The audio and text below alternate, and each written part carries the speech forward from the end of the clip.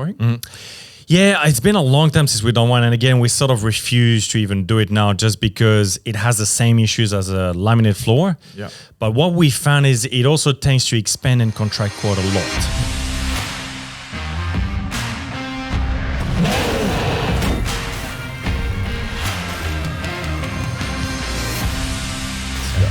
All right, let's do it, yeah? Okay. Who's the best? We're the best. We're the best. Let's do it. Nailed it on 3, 1, 2, 3.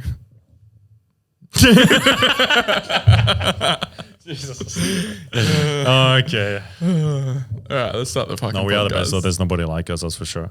Definitely. We agree. should do a challenge of a builder, like a major builder, and just challenge them, I think. Yeah. At See, some it point. sounds good in theory, but I don't think anyone would actually do it. No, well, nobody would do it, but I mean, still. They're not stupid enough to do it because, like, come on, let's be real. I'll be like, oh, I'm going to get you so hard.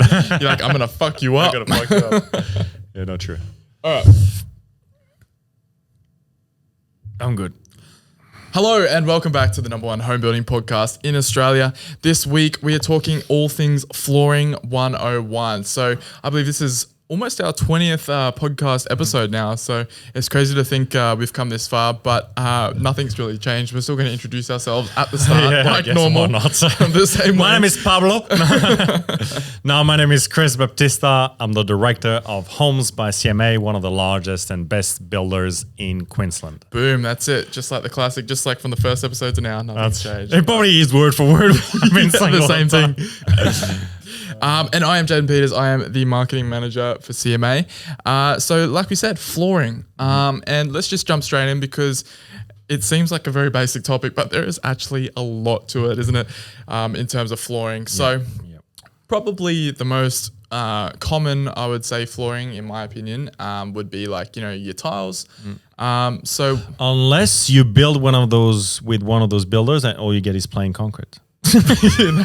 That's true. That's true.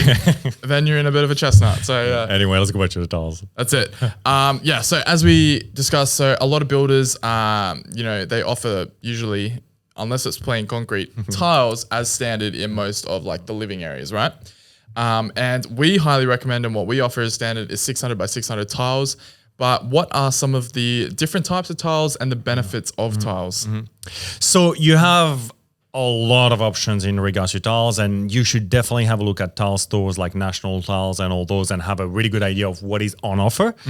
I wouldn't pick anything less for your living areas than a 600 by 600 tiles. I think any less than that, and it's just dated already and you haven't even installed it. So you will see a lot of builders have a 450 by 450 tile as a standard. And in my opinion, this doesn't cut it. It's too old school. So you want to insist on a 600 by 600. And if your builder doesn't have that as a standard, you want to upgrade to a 6x6. So the 6x6 usually come as a porcelain tile. That's what the most common tiles are nowadays. Ceramics are a little bit old school again, not as durable. They're porous in terms of water, and they usually come in a 450 by 450 size. And one of the difference too is, so if you pick up a tile, you will find that a porcelain tile will usually have a rectified edge, which is pretty much a sharp edge with a really small bevel that you can hardly see unless you look really close. Which is good, hey. That's Which a is good good. thing. It's good because if you didn't have that bevel edge, it would just chip too easy. So they get same thing as a stone bench top in a kitchen. We give it a little bevel just so that it looks nice and you're not gonna scratch, I guess, your hands on it. While a ceramic tile usually has the more, I guess, curved edge, so the cushion edge. For sure. It looks a little bit, it doesn't just look, it is old school. And not only that, but it also affects the grout thickness. So if we talk ceramic tiles, the cushion edge, you usually have, say, a 5mm grout line, which is really thick, doesn't look good, more maintenance because the more grout, the more maintenance. So I would really stick away from that unless it's in the alfresco. I'm happy with that. It looks fine in a sub alfresco, but inside 600 by 600, and you do have two grout options. I mean, not options because most builders would offer a 3mm grout. For sure. So that is the distance in between the two tiles is usually 3mm. And you could go smaller, and we were just speaking about this before. So you could go to a 1.5mm grout line. However, the tolerance then starts to get a little bit tricky. It's also harder for your expansion joint because when you have a look at your floor when it's all finished, you should have some lines which are filled with silicone, and that's just so that your floor move. The bigger the floor, the more expansion joints, and it's very important that you have it because, say, if, for example, that side of the house gets hit with sun and this doesn't, and you have, for example, an H2 slab, it will move. Floor moves no matter what it is. So very important that you have expansion, and 1.5 grout means that it's harder to get good expansion on your floor. So as much as, yes, it looks nicer, I would still recommend the 3mm grout. 100%. Sweet. So I think that pretty much nailed the coffin on the head in terms of the only tiles. other thing I guess we could speak about in terms of tile, which we get asked a lot, is the Timberlook tiles. And because we're going to go into the Timberlook flooring, and we should maybe speak about Timberlook tiles. That's it. I'm not going to lie. They look pretty cool. They look pretty cool. We've done quite a few jobs with it, obviously, and they look great. A few things to keep in mind is obviously the cost of the tile themselves is a little bit more expensive usually if you want a really nice plank.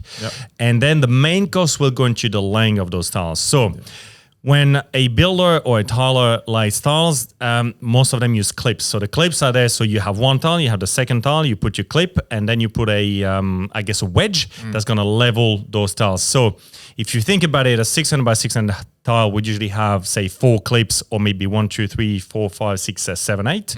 But a plank would have a lot more clips because a tile is never going to be perfectly flat. So the clips are there to ensure that by the time you lay everything, it's all flat, I guess. So the labor in terms of a Timberlook flooring is just a lot more. And it could take a tiler, say, for a 60 square meter living, 1 day to lay normal tiles.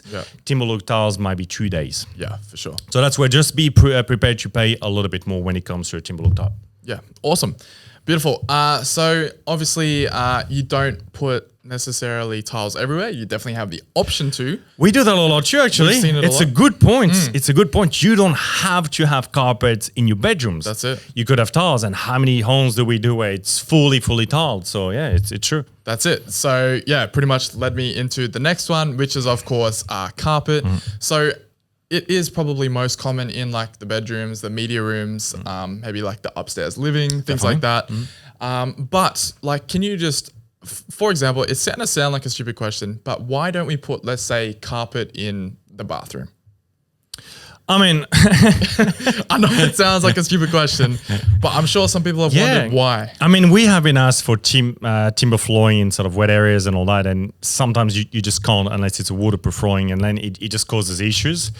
But yeah, basically you really want a waterproof flooring in your wet areas. So as much as carpet, and I'm pretty sure I have seen carpet in really old school houses in wet areas. Really? Yeah, Wow. I'm pretty sure I have. That's the thing to remember too. Carpet can also be glued down. So you don't have, normally carpets, for those that don't know, say you have a bedroom, a carpet installer would put a piece of timber all around your room that has lots and lots of really small nails poking through. And the carpet is laid on an underlay and stretched. So it's not glued down, it's not anything like that, but you could glue down carpet. It would just be really hard to work on. So all the commercial places you go through have carpet that's glued down. But yeah, you wouldn't put it in a wet area purely because of a maintenance point of view, I guess. It probably would be soft on your feet, but it'd be so hard to keep clean that it'd just be too hard. So. So yeah, bedrooms, media rooms, and so usually carpet is on a sort of really nice underlay. You have a few options in terms of underlay, and please check that with your builder. Definitely. Most builders include a 6mm underlay. First of all, check that they do include an underlay. That's it. It's such an important part, It's such an important, because it's what's going to make it feel soft. So there's 2 things that are going to make your carpet feel soft. The underlay, which is at the bottom of the carpet and you don't see it, and the carpet itself and the thickness of the pile. So always, have a bit of a test. Even go to a carpet store that would have different underlay. You can put a piece of carpet on top and see how it feels. That's it. There's also different densities in it too, but most builders use a 6mm. We use a 10mm, and I recommend nothing less but a 10mm sort of underlay, unless you've got a really thick pile. But apart from that, always go with a 10mm underlay. And particularly on a 2-story house, What you have to consider is you have a timber floor. You will be walking upstairs. Usually you don't have shoes, so your heels are going to hit the ground quite hard, and the underlay is going to make it not as noisy downstairs. Which is something important. We're going to talk next about timber flooring, and before I forget, it is something important to note when you have a timber floor upstairs that, when you are downstairs, you will hear quite a lot of noise from upstairs. So you may want to insulate your floor system. That's it. Yeah. Perfect. So, holy shit, that was a lot. That was a lot there. And I was just slowly getting the cogs to catch up. But in terms of carpet, there is also a bunch of different fabrics that you can get. That's right. And different materials. So obviously, probably the most common one that probably 90% of people use would be like a nylon carpet. If you want to get something a little bit more premium, they do have things like wool and that as well, which is more of a natural fiber, obviously, and is probably, they say it's more suited to the people with allergies and things like that as well, just because it doesn't trap all the dust mites and There's shit. also carpet, and you did get that for your house, I I'm did pretty too, sure. yeah. But it wasn't a wool one. It was either a polyester or something else, but it had a special treatment to not trigger. That's it, yeah. It's a polyester carpet that essentially has been treated to, ease the allergies and resist like dust mites and all that sort of crap. So if you do have an allergy, but you like a carpet, there is always an option. Yes, carpet will collect dust a lot more than normal floor, but there's always an option if you do like even your underlay can be a allergy like resistant or free underlay as well. So definitely some great options out there. But it's also important that depending on what type of style of house you want, may vary on what type of carpet and what type of weave it even for is, sure. And I mean, for example, if you have an investment home, you want that cheap looking carpet that's got all the small squares. Low maintenance, super cheap to replace, and it looks okay. If you want a nicer house, obviously a thicker pile. I mean, we handed over a house not that long ago, and it had like about a 20 mil pile. It was so nice to walk on. I don't think you were there for this one. It was a while ago, but it was just so nice to walk on. Like literally the best carpet I've walked on. Be like walking on clouds. It was like you just wanted to lay on it, and it was so nice. Just stroke the fairy wall. Yeah, that's it. And then you got things like wool carpet. And it's true. For example, we will be building a lot of Mediterranean style homes. Wool carpets, I think, would suit the style perfect. Perfect. So yeah. But a little bit more expensive. It is, yeah. But you also have to think sometimes if you buy cheap carpet, what usually tends to happen, the carpet will be fine. I mean, yes, cheaper carpet will get stained easier than expensive carpet, but it's also the pile. So what happens is where you're going to be walking, the pile on cheap carpet is going to go down, and it pretty much going to be looking like a flat carpet, I guess. So while on really nice and expensive a carpet that has 25-year warranty or lifetime in some, the pile will usually stay up and look really, really nice. So yeah, and then you vacuum it and it looks brand new. That's it. Pretty much. And like, if you're in a high traffic area all the time, like let's say a media room or in your main master bedroom or something, you're always walking in there. So you might as well just spend a little bit extra on a premium It's carpet. a very good point. Consider when you pick your flooring, consider the traffic that will happen in this flooring. And prime example, again, if you go to a David Jones, what will you find? You'll find tiles or vinyl flooring. Exactly. Because of the amount of traffic. So you want a commercial grade floor. So I know a house doesn't get as much traffic, but you always have to think, it's true. If you have a master bedroom and you're going in and out and in and out, and the hallway is going to be looking flat, it's not the nicest thing to see, like, It's like, every day you'll be like, in and out, this is flat. in and out, in and out. Yeah, that's it. Do you want to go in and out or no? No, it's good. It's good. Cool. The last thing I wanted to touch on in regards to, well, I guess it applies to every flooring, but carpets in particular, is that most manufacturers will offer across the different ranges like the same color, but for, let's say, that allergen or a more premium thing. So for example, in my house, what we did to save a bit of cost is in the master bedroom, we got the premium carpet that was allergy free, but in all the rest of the bedrooms, we got the same color carpet, but just the cheaper version. And it's a great idea. You're not going to use those rooms that much. Yeah. Why bother? Why spend the money where you can spend it somewhere else? Exactly. Good point too. Yeah, sweet. So that pretty much brings us around to, like you said, the wood flooring. So lots of types of wood flooring, and well, I guess they're classified as wood flooring, but they're not technically or Timberlooks. Flooring. Timberlook, there you go. Yeah. First one is vinyl. So you mentioned it before. Vinyl, incredibly durable product. Hey, I guess vinyl, and people sometimes, because they haven't seen the newest vinyl, they think of vinyl as the old school 3-meter roll. You roll on the floor and it just looks like shit. Vinyl has changed a lot. Yeah. Vinyl has evolved into a product that is so good.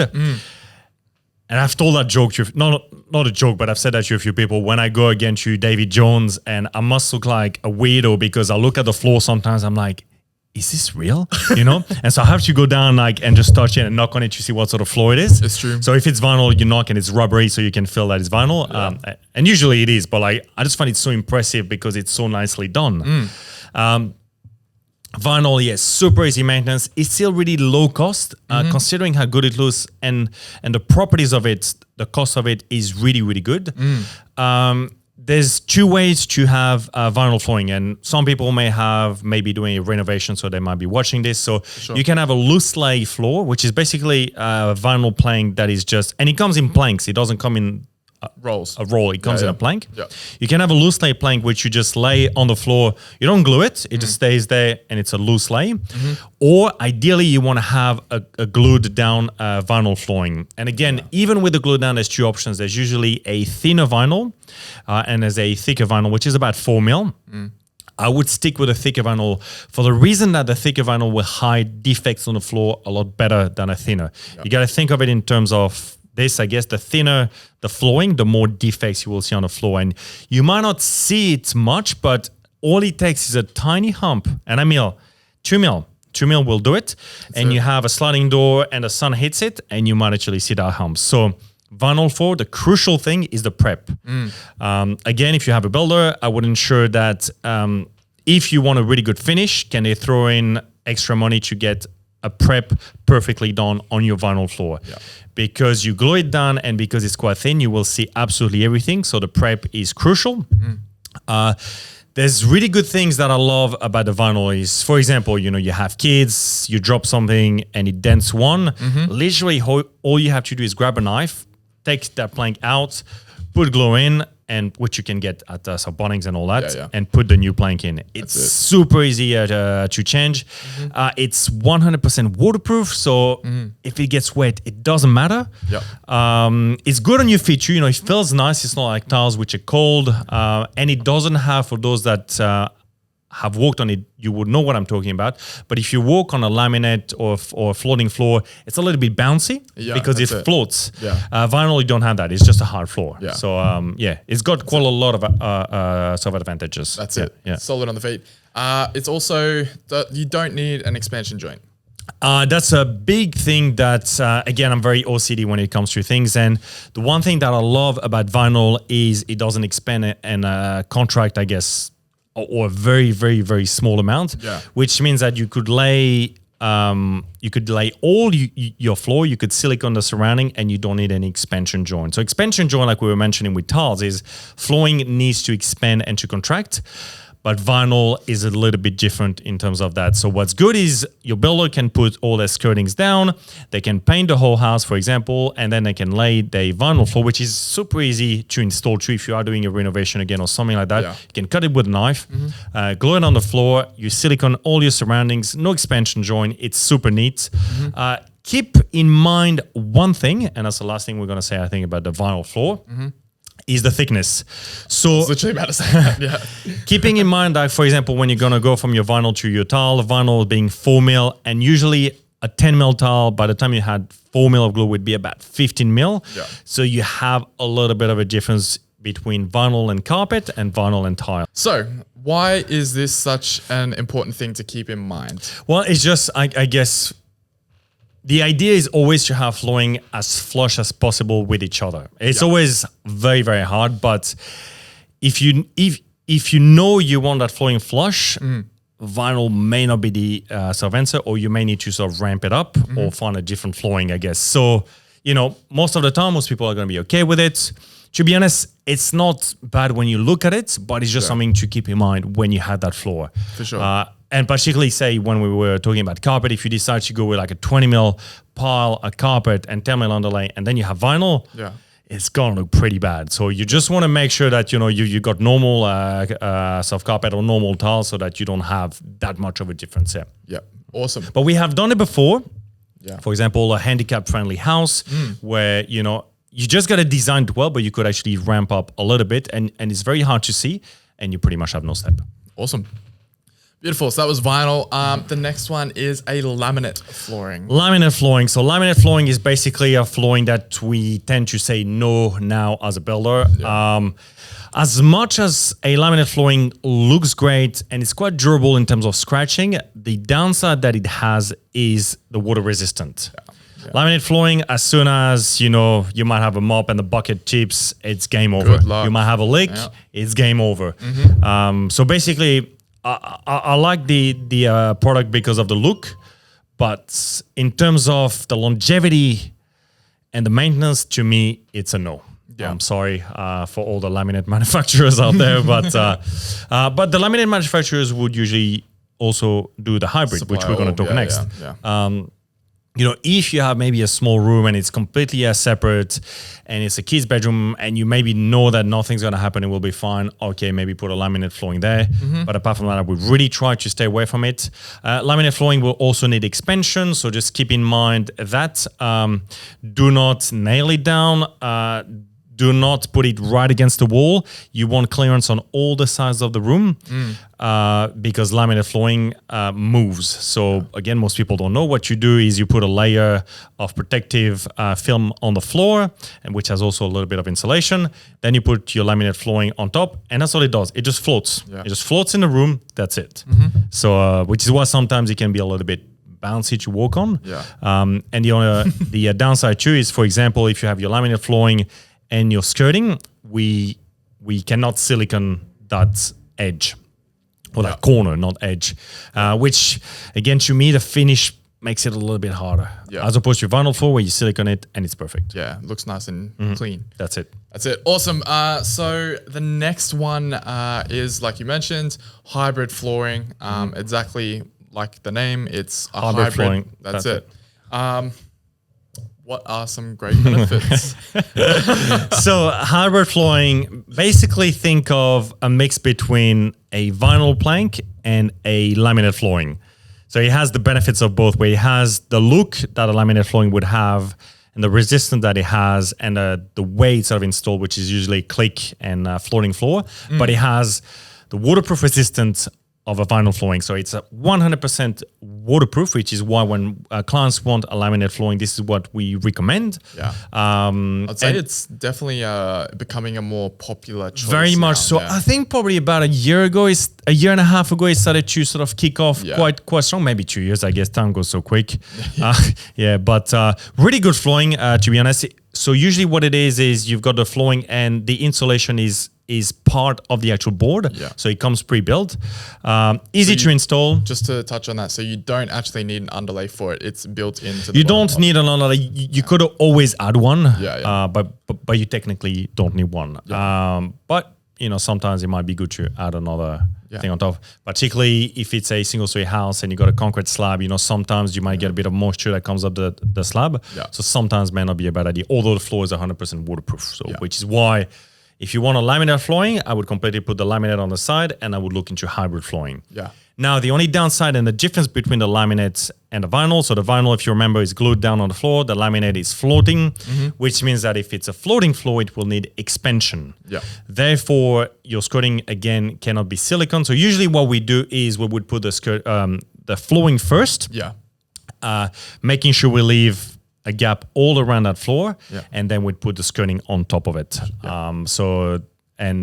Obviously, also keeping in mind that each door opening and everything would usually need an expansion joint, which is usually some kind of aluminum bars, and there's so many types that would match ideally the color of that floor. Yeah. But yes, in terms of look, if you don't like the look of that expansion joint or that bar, you will have to go vinyl because otherwise, I do find that look of the bar a little bit annoying. I'm not gonna lie. I find it iffy. Yeah. If I had to walk past that bar every single day, I think I'd be going into a meltdown. But floor looks good. It's waterproof. It's relatively cost efficient. So we go sort of vinyl first, and I'd probably go laminate, and then I would go hybrid in terms of pricing. Yeah. So a little bit pricier, but worth it. You don't want to risk having a cheaper laminate flooring and then having to replace it all because of a leak. Yeah. It'd be quite annoying. So anything else you wanted to touch on in terms of hybrid flooring before we move on? Not really. I would just say, it's always good to either go to your builder's color selection center or even go to the flooring supplier and have a quick look, because there's so many options and there's so many colors and so many tiles. Not just colors, but also the size of the planks. You might like a narrow plank, or you might have a much wider and longer plank. So have a look at this and have a look at what flooring you prefer.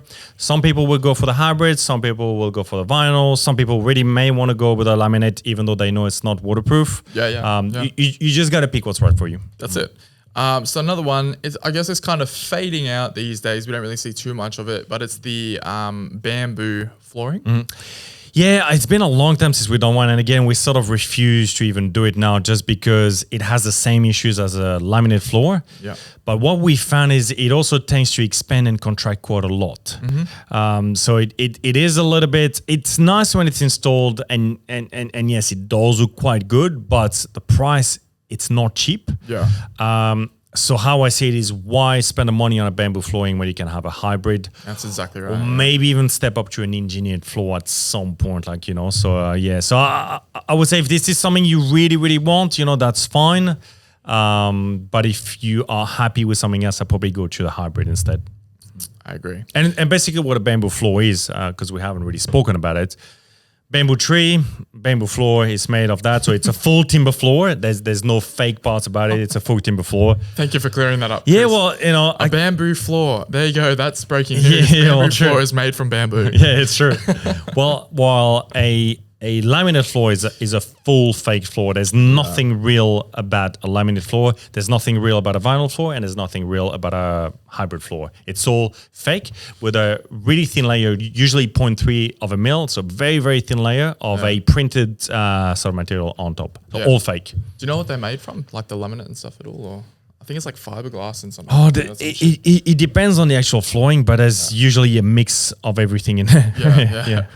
Awesome. So now let's bring us to the timbers. Two different types of timbers. And again, we're going up in price there, so keep that in mind. That's exactly right. So two different types of timbers. You've obviously got the engineered timber flooring, and then you've also got the natural or real timber flooring. That's it. So first one, engineered timber flooring.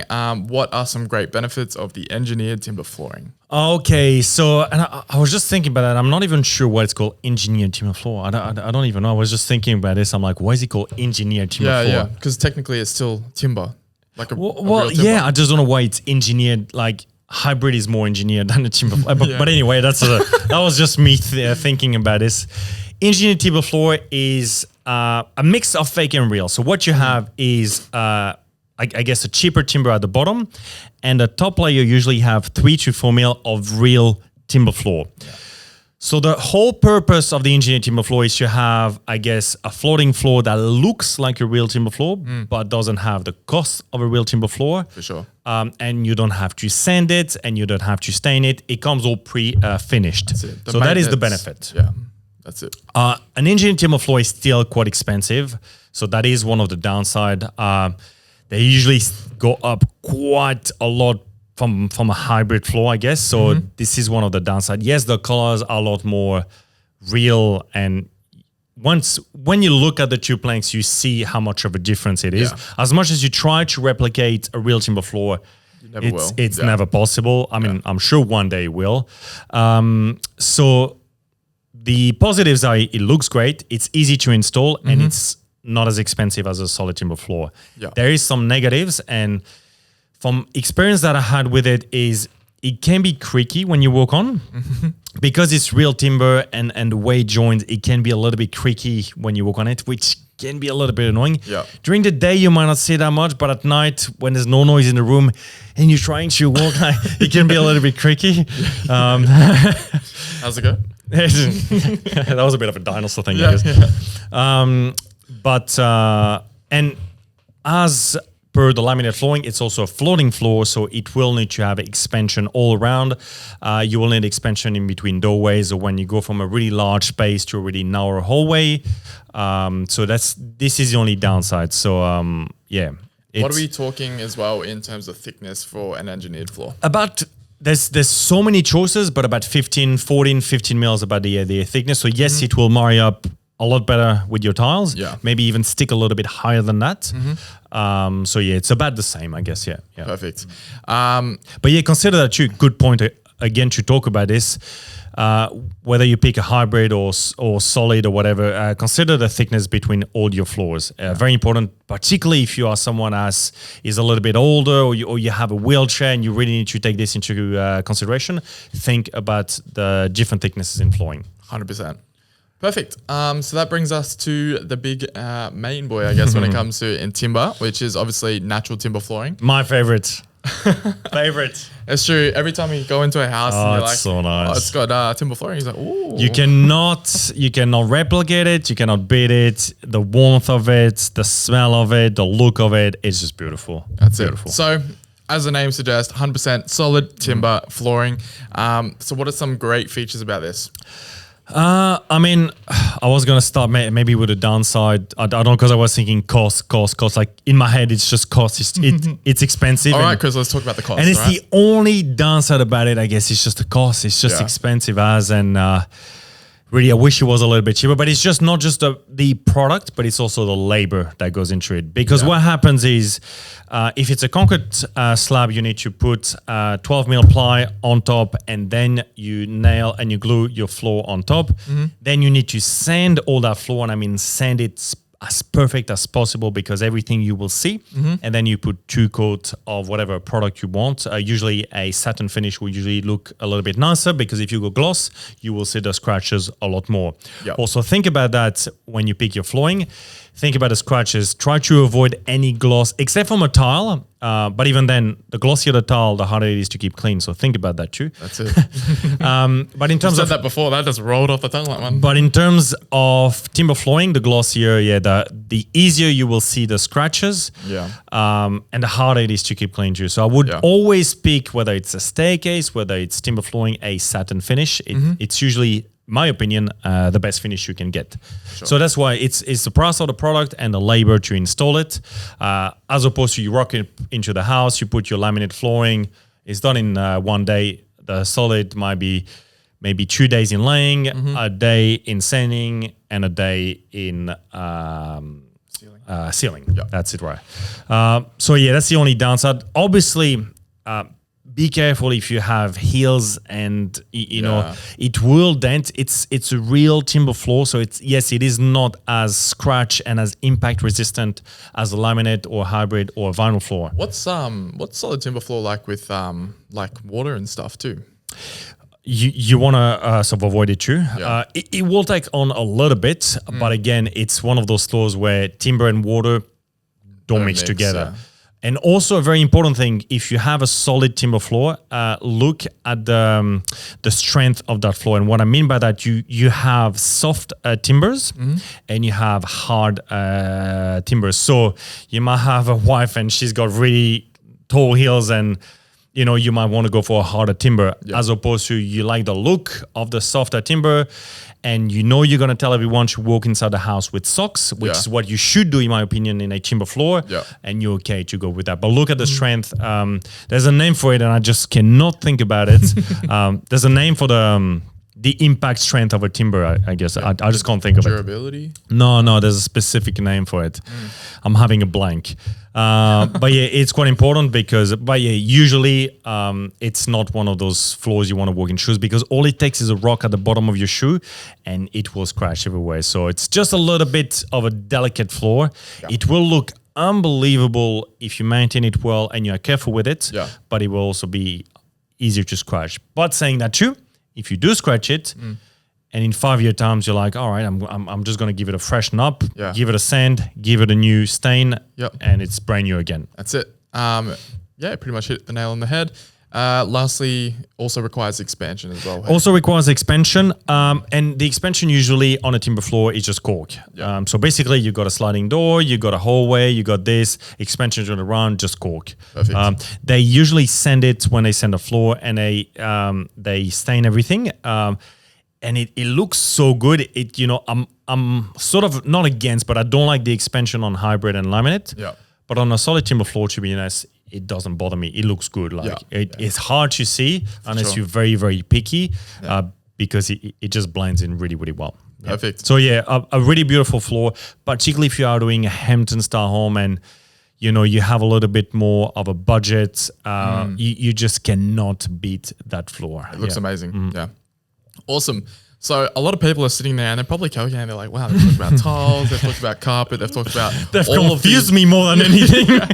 all these different types of, Timberlook flooring and timber flooring that are surely come on, we've been going for 40 minutes now. True. Surely we're done. But wait, there's so much. more. But wait, there's more. I mean, there is so many more flooring options. Another great one, commonly expensive, but is natural stone. Yeah. So you get natural stone as flooring, hey? Yeah, well, I was just thinking about this, and if we had to take the equivalent in tiles, the equivalent to a solid timber floor, it would be natural tiles. Yeah. And it looks. Again, you can replicate it quite good now, but you still can't replicate the actual texture tile, because you could have a non-filled travertine tile, you could have granites, marble, all those things. And to me, travertine is one of those materials I absolutely love it. We don't get to do it often, but when we do, it's just so cool that you see. Yeah. A lot of time with travertine too, which is a positive, you don't even have to have grout. You can just butt them against each other, and it looks absolutely stunning. But downside of natural tiles, I guess, because they're not really a tile. It's natural stone flooring is the cost. It will be very expensive, and it will be expensive not just to buy, it will be expensive to lay. Yeah.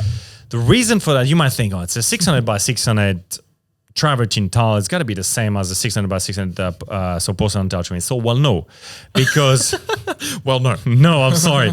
But it's just, the hard thing about it is, first of all, it will tend to break a lot easier. And I know because I've installed it myself, and how many times have I cut a travertine tile around everything, the door jams, and I'm grabbing the thing and it just breaks. And I'm like, oh my God, here we go again. So it's just a little bit more labor to install, and you cannot cut it with a tile soft cutter. For those that don't know, if you want to cut a porcelain tile, you got a tile cutter. I could literally cut a tile in probably 2 seconds. Yeah, literally. To cut a stone tile, you literally need to ideally have a wet saw. You need to cut that with a wet saw. It takes a while. It's just a lot more work.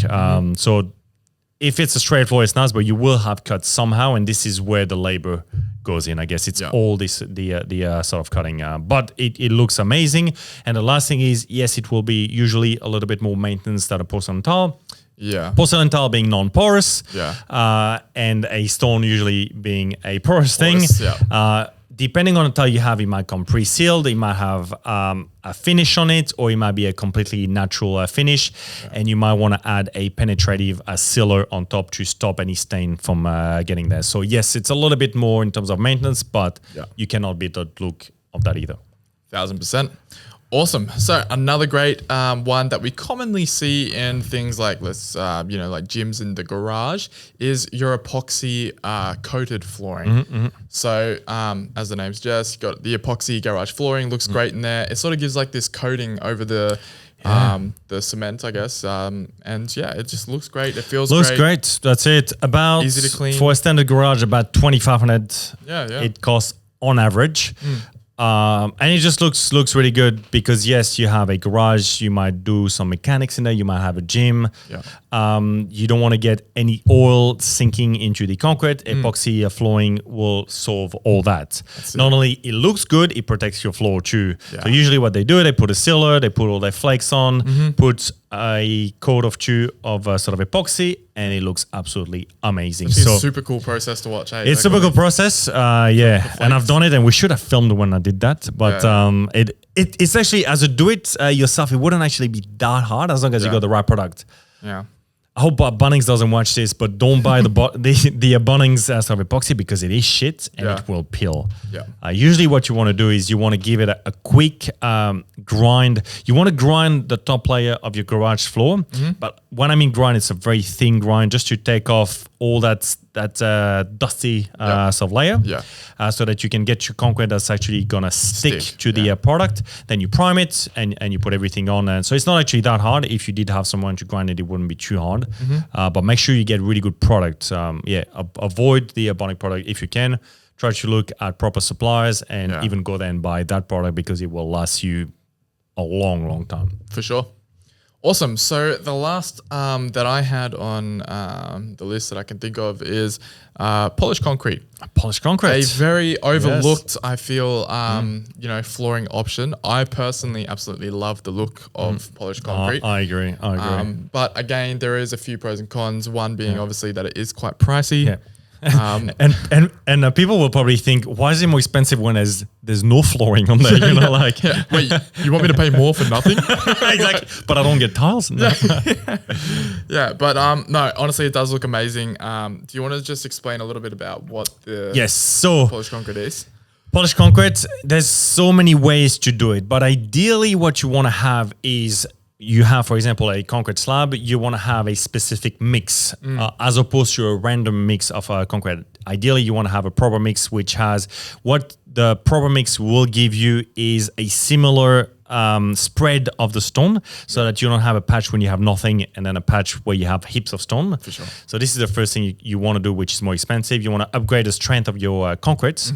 Normally 20 MPa, you probably want to go to a 25 plus sub MPa. Sure. You want to upgrade the steel on your slab. To me, this is a must. I hate seeing cracks on a polished concrete floor. I think it looks shit and it bothers me. So I would definitely upgrade the steel on your slab. And finally, you have to polish it, which, you might think that it's easy. You polish it and it's done. But for example, we have a polished concrete floor on the office upstairs of the CMA headquarters. About 200 square meters, I think, of office we have upstairs. And I think the guys spent about a week to polish that. Oh, damn. Yeah, about a week to polish that. It still looks amazing. Oh, it looks good. But it's just like once you see the sort of equipment and everything, that's also where the cost goes. So not just all those things, but also this. And again, from a builder's point of view, what we have to do is make sure that floor is fully protected during the whole build. So there's a few extra things that we have to do. And yes, it will be more expensive than tiles. There's no doubt about it. If you find someone that does it for the same price, I would be worried about it. And I would insist, is my mesh thicker? What sort of concrete am I getting? You can also get different sort of exposure of your concrete. You could get, you might have been to some Bunnings and you see that you can't even see the stone, but it's smooth and it looks really nice. That's one. Or you can get a full exposure of the stone. And again, you can get different levels of gloss on it. So they don't necessarily, so they gloss it like they would self-polish a stone. It's not like, they grind everything and they roll like a product. It doesn't work like that. It's the machine that actually self-polishes it. And that's why it's so strong and that's why it lasts for so long. For sure. So the downside is the cost. But it does look super cool. I agree. Super cool. So awesome. So that is pretty much all the flooring I had in mind. Is there any others that? I mean, there's so many more. There's cork flooring and there's all those things. There's rubber. If you have a gym, there's a lot of flooring, but those are the main ones. And I think we've covered everything pretty good. We can always go into more details, but we don't want to do a 4-hour it's true. podcast. Chris could always go into more detail. So I think hopefully this has helped you picking your flooring. And I think that's about it. Like, make sure you remember about the expansion on your flooring. Make sure you remember about the thickness of your flooring. And make sure you keep in mind into the durability and the scratch and impact resistance of your flooring too. The weatherproofing and stuff like that. And if you have allergies for your soft carpets and stuff like that. But usually, no matter what flooring it is, porcelain tiles are a little bit specific because usually even the cheap ones are good. They've become so mass products that, it is good even if you go into national tiles and paying $20 per square meter for the Majestic Ivory is still a really good tile. For sure. But in terms of carpets and in terms of timber, you really want to have a good product, particularly in terms of carpet too, because otherwise it will look pretty shit pretty quick. And then it begins to fade and all things like that. Yeah, also I consider the fading too. It's a prime example too, because true, you might have a really dark floor and you got a massive window and you get all the afternoon sun on it. Yeah. Put a blind or put a tint on that window, please, because the floor will fade. Yeah, and the floor will thank you for it. So. And the floor will thank you for it. Yeah. No, it you should just consider the self-lighting and all that when you think about your floor. I guess Just calm down. What happened Far there? out. Just throw it away. Go on, be like that. Nah. All right. Well, that pretty much summed it up. So let's get out of here. Hope you enjoyed that podcast. Hopefully it wasn't too long, but you got some value out of it. let us know if it helped you pick the right floor. That's it. So hopefully you'll walk into your color selection or whatever it may be and be feeling super confident about your I flooring can't wait for like options. people to walk into their builders and like, listen, I know everything about flooring. And yes. So all the builders are like saying, fuck CMA right now. That's it. Yeah. No, but it's good because I think if you know about it, at least a lot of people and even a lot of color selection consultants and even builders may not even know about all those things. So true. it's important as a client that you are aware of those things and that you have the information when you pick your flooring too. That's it. That way you can go take it to your builder or your color consultant, whatever. And that way you have all the info. Easy. So let's get out of here. And I got one question too. Let us know what podcast you would like us to do next. That's it. We threw around the idea of talking everything exterior wise. So exterior, that's a good one. Exterior That's a good cladding, I should specify. So, things like render, your different cladding options. Brick veneer, hebel, That's it. cladding, foam. That's about it, I think. Might have missed something. Yeah. Oh, a trim deck and all the carbon cladding. That's it. So loads of options there in terms of that one. But if you guys have a specific topic in mind that isn't that, feel free and let us know. Put it down in the comments or message us on Instagram and we'll try and work out how we can try and get that topic and get that topic. And I think the cladding would be gone on the next one because most people, there's so many options. Yeah. And they don't necessarily know about hebel and brick veneer. And most people will think that, the bricks are so important because they make the house strong. Well, they don't. The frame holds the brick. Yeah. The bricks don't do no strength in the house. So, I think we could do one of that. Yeah. 100%. All right. Well, thank you so much. Make sure if you haven't already, subscribe to this, share it with someone who you think will get value out of this, whether they're building with us or not. And we will see you next week with one of those mentioned cool podcasts. So, Done. Yeah, that's it. Let's go.